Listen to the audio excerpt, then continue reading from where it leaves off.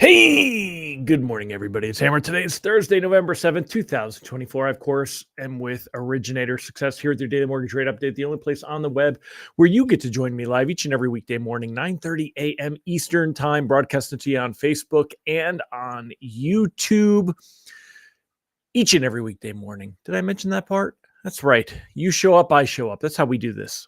If you are watching on the replay, maybe you're on that West Coast and you don't like getting up early. I don't like getting up early. I don't blame you. Go ahead and give me hashtag replay in the comments and feel free to jump ahead. However, if you're here live or on the replay, don't forget to smash that like button, tag an LO friend, share this post in the group. If you are on YouTube, because YouTube's starting to pick up some traction, do me a favor, say something in the comments. Make comments because the YouTube algorithm likes the interaction. Make sure you give it that thumbs up thing that's on there. Make sure that you subscribe, right? And those are some things that you can do to help us out. And I appreciate you helping us out with all of that. Remember that you can go ahead and sign up for our written email lock advice. It comes to your inbox each and every weekday morning. If you're not signed up, you can sign up at www.ratelockadvice.com or take your phone, use that cool QR code, and you can go ahead and get signed up for that. Remember, if you'd like to sign up for our text alerts, we have a text alert service. It's $7 a month. You can't beat it. You should join it. www.ratetextalerts.com. If you would like a free reminder, no charge, that I'm going live each morning, don't depend on Facebook or YouTube to notify you. Just go ahead and sign up at hmmr.io/reminder or use this cool QR code over here, and you will be notified that I'm going live. And last but not least, although I love talking about rates and pricing each and every weekday morning, one of the great things we do here at Originator Success is help you to get loans from Google and social media. We're not lead generation. We're not running ads. What we do is help you to build your online brand so you get found organically on social so that people find you on Google. We help you to get more loans from your referral partners, your real estate agents. We put you in touch, keep in touch with your past clients. We're like a mini awesome CRM. Check us out at originatorssuccess.com.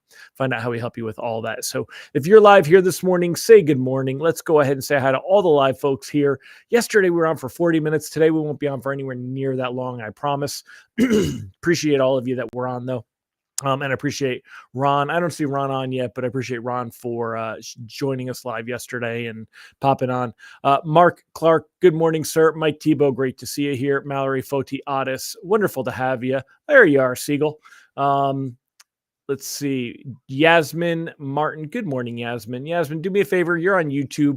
Throw some comments in there, even if you just say what kind of chocolate you like, what kind of candy you want, where you want to go for a vacation. Just say something in those comments for me. It does help me out. So if you don't mind, I appreciate it. Lee Whitty, good morning. Angela Walters, Bobby Searson, so many familiar faces. Love seeing all of you here. Kenny Rivard, Megan Lindbergh, Amy Blauser. Amy, you're on YouTube as well. Same thing. Appreciate you making those comments. Bill Stevens, Kyle Mazikas, good morning. Ron Siegel said today is National Bittersweet Chocolate Day with almonds. I don't like milk chocolate. A bittersweet is what, like a dark chocolate. I like dark chocolate. And I'm not a wine guy. Just wasted on me. Who likes chocolate? What's your favorite chocolate? That's the question of the day. I'm going to throw that one on there. Question of the day. What is your favorite chocolate? What is your favorite chocolate? That's the question of the day. So go ahead and tell me, what is your favorite chocolate? I'm a dark chocolate guy. For shizzle, definitely love me some dark chocolate. What do you guys like? It sounds like Ron is a milk chocolate guy. I really don't like milk chocolate that much. Very, very little. And I don't like white chocolate either. White chocolate's not even really chocolate. Tom's a dark chocolate guy. Exactly. Bourbon. There you go.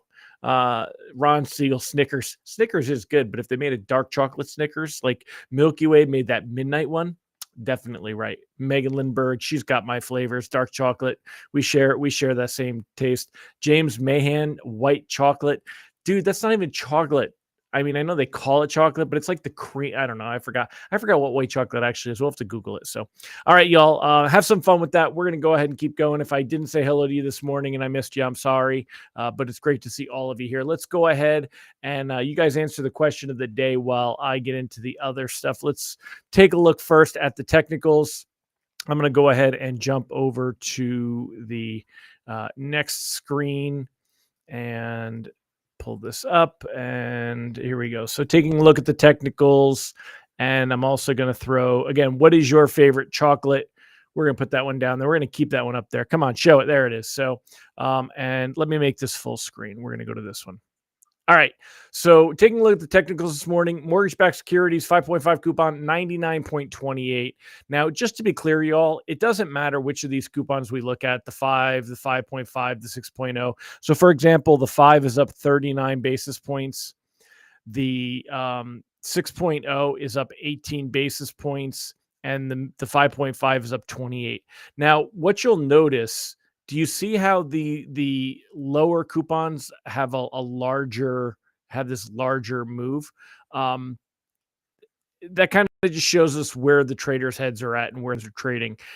The fact that I mean, look, a 5.0 coupon is currently 97.30, whereas the 5.5 is 99.28. What that means is you're basically pricing to par 100. So this is selling at a discount right now. If somebody wanted to take a 5.5 coupon, they would get a discount for buying it. If the 6.0 coupon, they would pay an 82-cent premium for buying it because this is going to have a higher yield.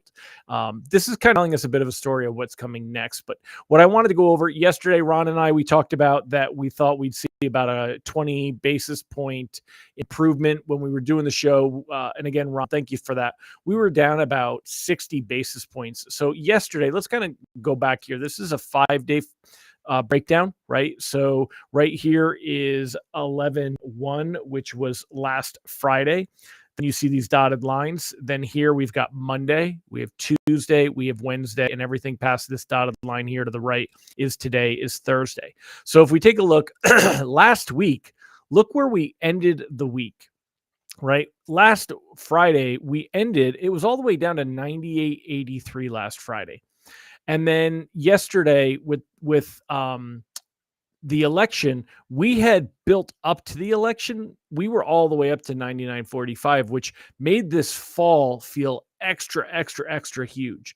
But the reality was through the middle of the day during the day before the election, we were at 98.89, right around that same 98.80-ish mark, 98.90-ish mark, right? It was not a big move lower. And in fact, what I want to do is actually, it's going to take a minute to load. So we'll skip taking a screenshot for now. So anyway, showing you that yesterday we were down about 60 basis points and we saw improvement. So we were down about 40 basis points. And this morning we've recovered out of being down about 40 basis points.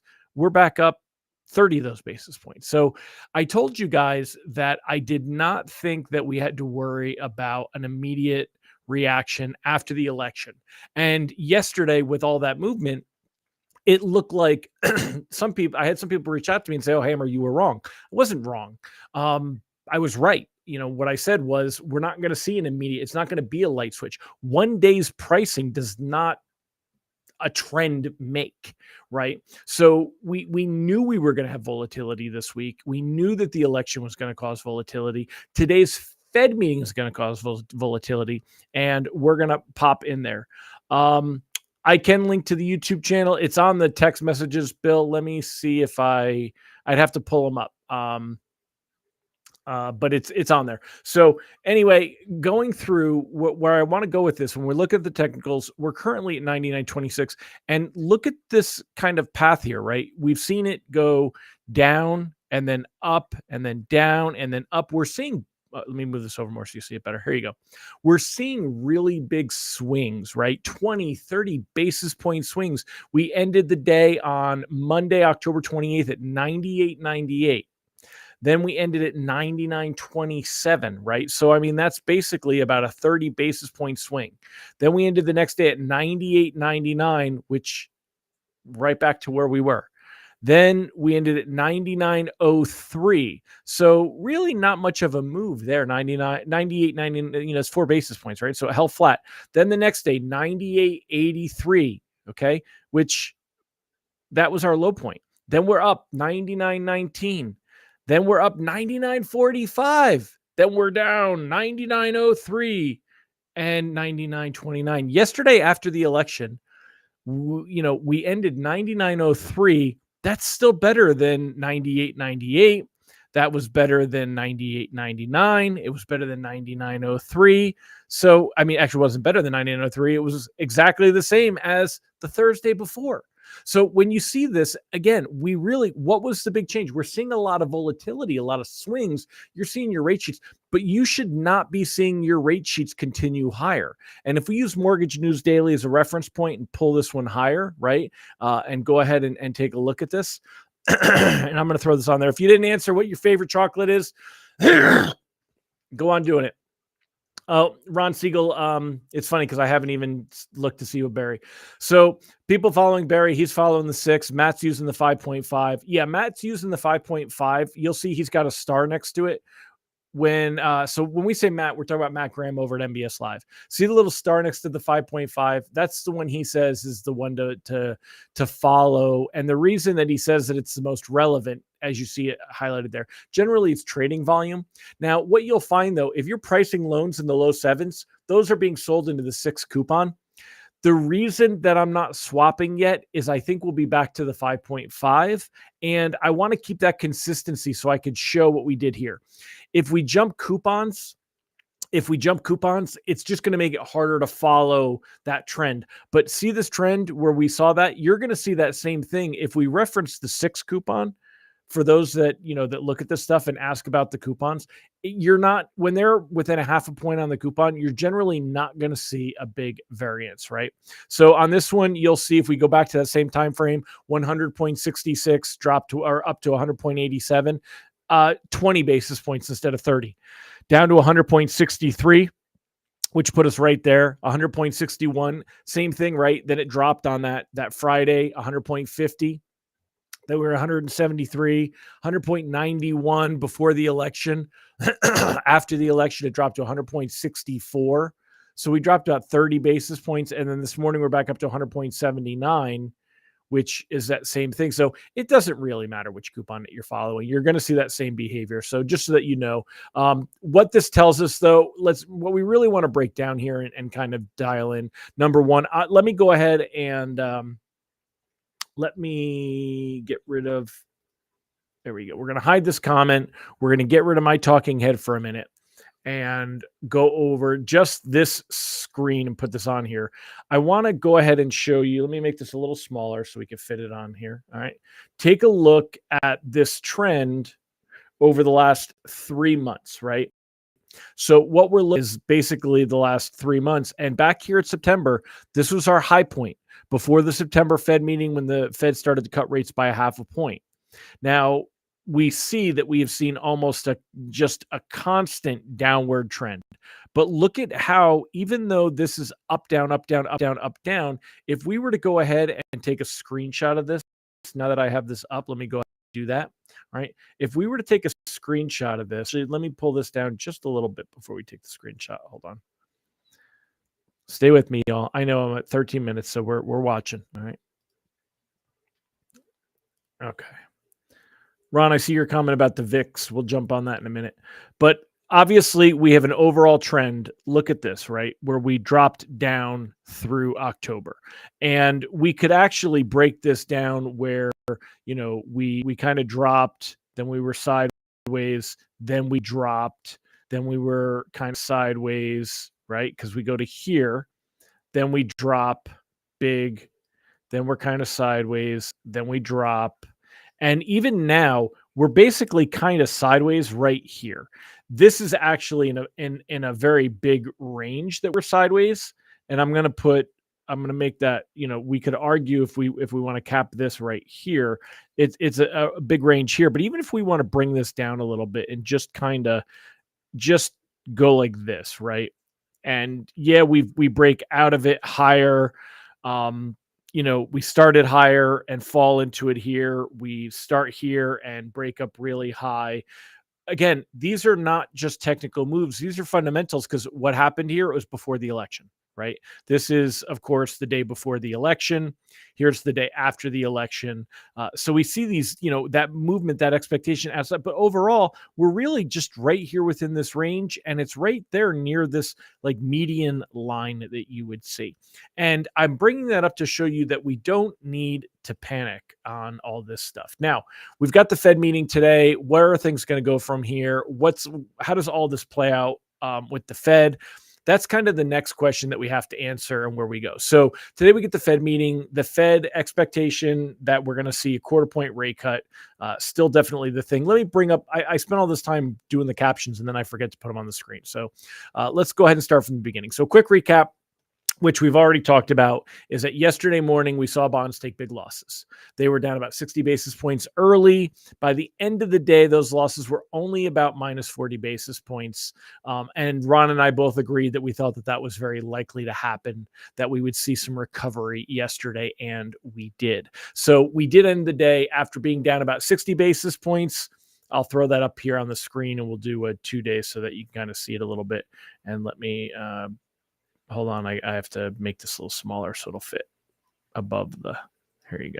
Okay, so you could see that yesterday, you don't get to see, without that 5-day, you don't get to see that huge loss that we had here. So we'll just kind of show it this way, right? So yesterday, big loss in the morning, recovered about 20 basis points. And then this morning, we're building up from that. So today, rate sheet should be better. And if we use Mortgage News Daily as a reference point, yesterday was our high water line around 7 1/8. Maybe you saw 7 1/4. Today that should come back down and we should be back where we were, closer to 7 for all of this, right? So we should be all right with that. That's what you should be seeing here. Rate sheets today should be better. And when if you want to compare where mortgage-backed securities are, again, we are up at 99.30. That's where we were when pricing came out on 11/4, which was Monday, right? So when you look at like Monday, and we kind of ended the day around that same 99.20-ish. So we're a little better now than we were then. But when you look at where we were on Monday, we were, 7.05 on Mortgage News Daily. It improved a little bit on the next day. I mean, we're right back there. So we've recovered all of the losses from yesterday. And I said that's why we were not locking. We were not panicking. We knew that we were going to see it, and we're going to see more volatility today. So reprice risk today is high. So today brings the Fed meeting at 2 p.m. Eastern time.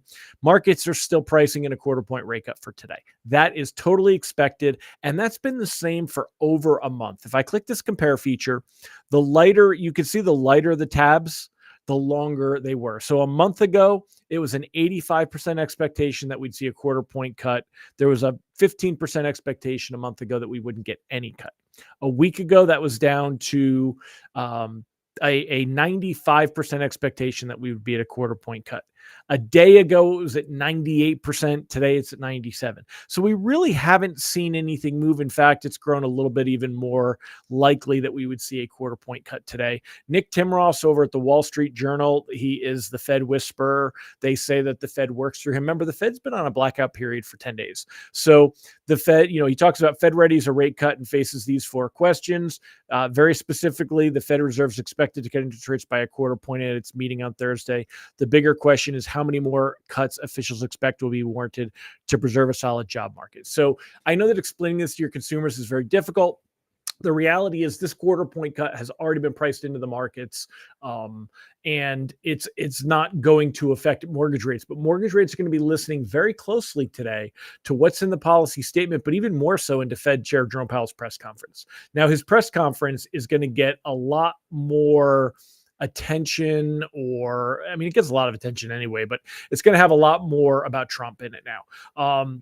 Everyone knows that Trump is not a fan of the Fed being a independent body. In fact, Trump was the first one. Oh man, maybe Ron, you can help me with this. Was he the first one in like 5 presidents to even comment on the Fed actions? Or his last time when Trump was president last time around, he was like much more involved in discussing what the Fed should do and throwing it out there. And everybody was like, oh my goodness, this is not how it goes. Trump is a manager. I would even argue, maybe even a micromanager, but like he's involved. So they're going to, poor Powell, he is going to get blasted with questions about Trump winning and about the red wave and about the House. He's going to get questions about what effect does he think tariffs and things will have on the economy and on inflation. And he's going to have all of that. And markets are going to be digesting all of this. But right now, what's important to recognize is that when you take a look at here, the expectation of a December rate cut has not changed, right? So a month ago, it was a 78% expectation that we would see a cut in November and another cut in December to bring the Fed funds rate to 4.25. That dropped a little to about 75 a week ago. And if you remember, we've been hovering right around 70%. Yesterday, it was 69%, which 70%, 69.92, 70%. We've been really, this is, a snapshot a week ago. It really has been hovering right around that 70%. Today, it's at 66%. There is a small expectation that we could see more of a cut, and there's a little bit of a higher expectation that we may not see a cut. But when we get to January, this was a coin flip. A week ago, it was 46% expected. Another cut in January, 43% that there wouldn't be.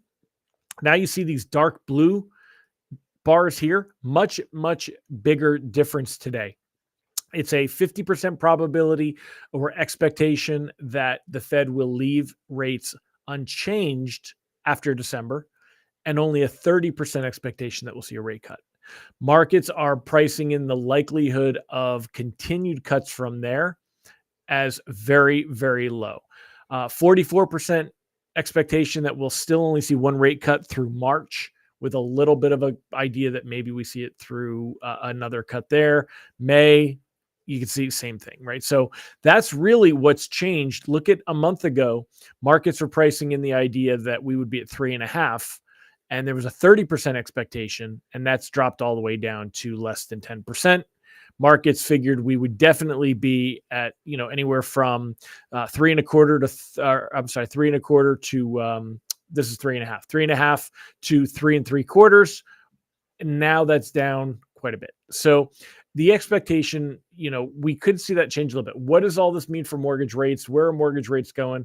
The reality is mortgage rates are not likely to move down tremendously. We could see some improvement today, maybe taking us off these highs that we've seen. We're already going to see rate sheets improve this morning. Would not lock anything in, as it says, cautiously float. The only thing that I would consider locking today is if we see a very strong sell-off during Powell's press conference. All right. If we see a very strong sell-off during the press conference. So lock advice today is to cautiously float. Only consider locking loans if we see bonds start selling off during his press conference. I wouldn't lock anything even after the initial statement. I think we're going to see more volatility after the press conference. But overall, I think that bonds are starting to cap out. We look at the 10-year Treasury. I haven't really mentioned that much. We need to talk about that for a quick moment, and then we'll wrap up. All right. 4.36. That was lower than where we were on Friday, November 1st at 4.39. So yesterday it bounced all the way up, and now it's starting to ease back down. The reality is that markets are come to terms. The Trump trade was already priced in. We saw a knee-jerk reaction yesterday. It was nothing to worry about. So Ron's got some comments. Let's see if anyone else has comments. Cindy, I'm late today. Surprised to see you're still running live. Yeah, I'm kind of being loud today, or just a lot to talk about when we look at this stuff. So as far as that goes, and by the way, a lot you milk chocolate lovers, ew, Kimber, ew. Thought you were a man of discerning tastes. Thought you'd be a dark chocolate guy. Ugh, milk chocolate, yuck. Ron Siegel, VIX index has dropped dramatically yesterday, showing volatility coming out of the market. A smoother ride is coming. Yeah, definitely. That's good to know. Giddy up, Mr. Ron. Tico, great to see you there. Justin said he claimed the feds were trying to stop his roaring economy. Definitely something historically president did not do. Yeah, I remember that being the case last time, and he'll comment on it this time. It's what he does. Jay said so much better on YouTube versus Facebook. Thank you, sir. I guess you mean the quality of the image and stuff. Cindy, yeah, I'm still running. Ron Siegel, all POTUS want rates lower as that helps their economic record. Absolutely. And it would be great if we could get a working relationship between the administration and the Fed. Powell's there until May 2026. They could do some good if we can get fiscal and monetary policy. I also don't know if Powell will want another term. I really, especially if he's working under Trump. So we'll have to see. We'll talk more about that. Dark chocolate from my man, Randy Tico. I hear you, sir. So, all right, my friends. Well, anyway, I think we've got all that on there. I think we've really kind of hit this one.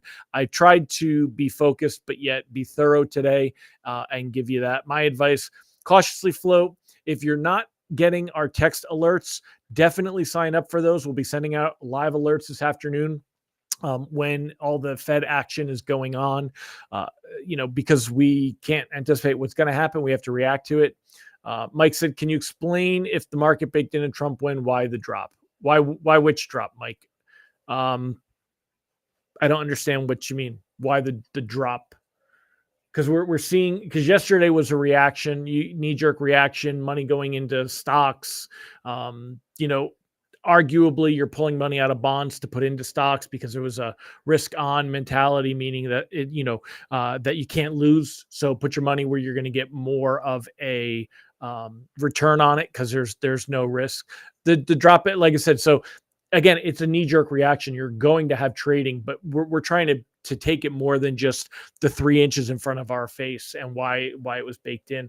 You have global markets that were at play there yesterday. A big part of the global markets there yesterday were a part of it.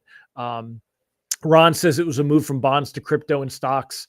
Again, that risk on mentality. It's not a secret that Trump is much more supportive of cryptocurrency. So crypto is going to continue to perform well into his presidency because he is much more supportive of it. So that money was moved to crypto, getting in earlier, and money moving into equities. So there's definitely that move there. There's spikes in the yield because of expectation of where the economy is. But again, everybody sells the sizzle, so and they're buying on that. But all right, my friends, I'm gonna wrap it up. You guys have a fantastic one. We'll see what happens